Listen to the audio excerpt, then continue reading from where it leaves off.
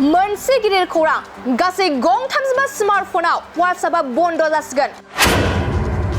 नंगौ, नोंथाङा थार बाथ्राखौनो खोनादों। बेबादिनिफ्राय गासै गंथामजिबा स्मार्टफनाव WhatsAppआ बन्द जानो थांगासिनो दं।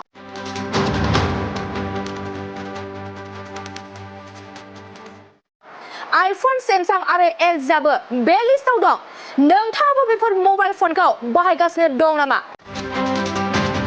गोबां कम्पानिफोरनि स्मार्टफनाव WhatsAppआ बन्द जासिगोन। WhatsApp आपडेट खालामनो नागिरो, अब्ला बे गंथामजिबा स्मार्टफनाव WhatsApp आपडेट जानाय नङा।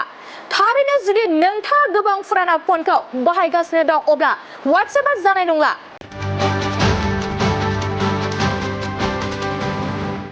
मेटाया गंथामजिबा स्मार्टफनफोराव WhatsApp आपडेटखौ लाला होनना फोसावथाय फोसावबाय। WhatsAppखौ आपडेट खालामब्ला थामहिनबा WhatsAppआ बैफोर गंथामजिबा स्मार्टफनाव WhatsAppखौ बन्द खालामबाय। बे गंथामजिबा स्मार्टफनानो जादों आपेलाव iPhone 5, iPhone 5C, iPhone 6, iPhone 6s plus, iPhone 6s आरो आइफन SE।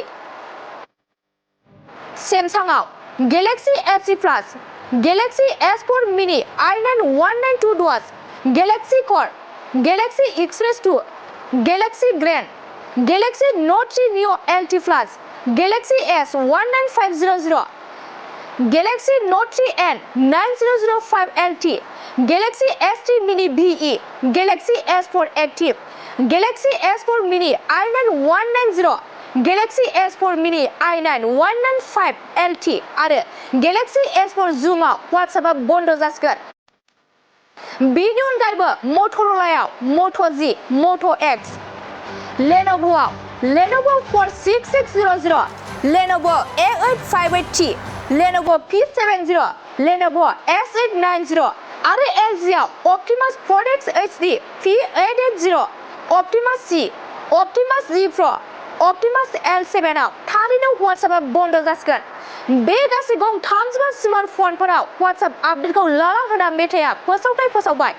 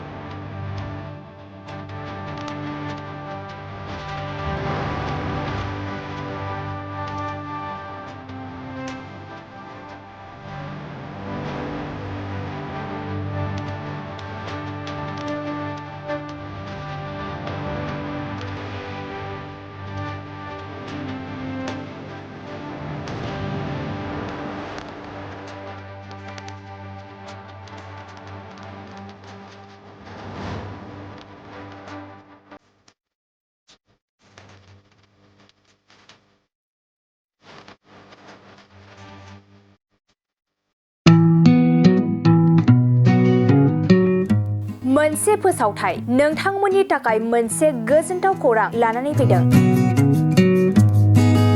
चिरां जिल्लानि सिङाव थानाय काजलगावनि सिफुं हटेलखौ गुवाहाटी नोगोरनि साखाथियाव थानाय सानसारियाव गोदानै मोनसे सिफुं हटेल ब्रान्च खुलिनाया नोंथांमोननि थाखाय गोजोनथाव खौरां लानानै फैदों।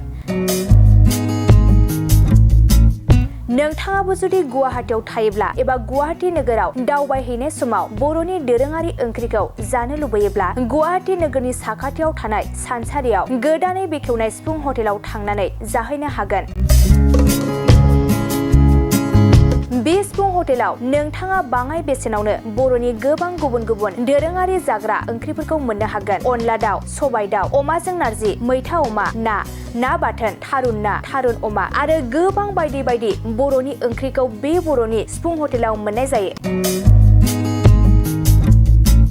सोरबाफोर जुदि बे सिफुं हटेलाव बर'नि संनाय खावनायखौ जानो थाखाय सिगांग्रो अर्डार हरनोब्ला नैबे 9864747796 9954772037 जानबुं नम्बराव कल खालामनानै बुकिं खालामहरनो हागोन।